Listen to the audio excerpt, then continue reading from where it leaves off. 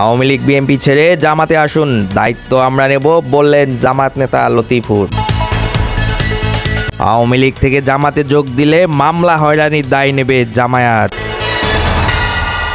এতক্ষণ শুনছিলেন সংবাদ শিরোনাম, এবারে থাকছে বিস্তারিত। আমাদের দলে আপনারা আওয়ামী লীগ থেকে আসবেন, আপনাদের দায়িত্ব আমরা নেব। চাঁপাইনবাবগঞ্জের নবাবগঞ্জে এক রাজনৈতিক সমাবেশে আলোচনার জন্ম দিয়েছেন জামায়াতে ইসলামের স্থানীয় নেতা লতিফুর রহমান। সমাবেশে দেওয়া বক্তব্যে তিনি আওয়ামী লীগ ও বিএনপি নেতাকর্মীদের উদ্দেশ্যে জামায়াতে যোগ দেওয়ার আহ্বান জানান। আমাদের দলে আপনারা আওয়ামী লীগ থেকে আসবেন, আপনাদের দায়িত্ব আমরা নেব। লতিফুর রহমানের বক্তব্য অনুযায়ী আওয়ামী লীগ বা বিএনপি থেকে জামায়াতে যোগ দিলে সংশ্লিষ্ট ব্যক্তিদের আইনগত ও প্রশাসনিক হয়রানির দায় জামায়াত নেবে।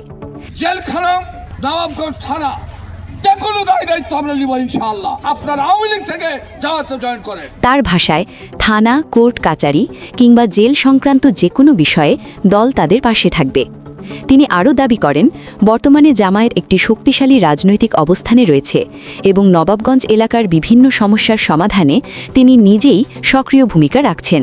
এখন শক্তিশালী জামাত নবাবগঞ্জের সমগ্র সমস্যা লতিফুর রহমান দেখে। সমাবেশে তিনি বলেন, নিজেও একসময় আওয়ামী লীগ পরিবারের সঙ্গে যুক্ত ছিলেন।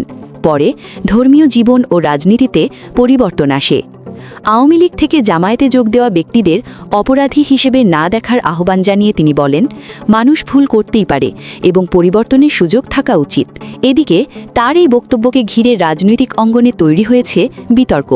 বিশেষ করে আইন শৃঙ্খলা ও প্রশাসনিক বিষয় নিয়ে এই ধরনের মন্তব্য কতটা গ্রহণযোগ্য তা নিয়ে প্রশ্ন তুলছেন অনেকে। হ্যালো ওসি সাহেব, হ্যালো এসপি সাহেব, হ্যালো ডিআইজি সাহেব, লতিফুর রহমানকে করে কোনো লিডারের কাছে মানুষেরা যায় না।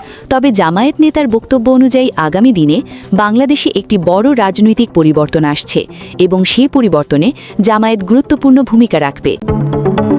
মিথিলা ফারজানা, উত্তরবঙ্গ 24 টিভি।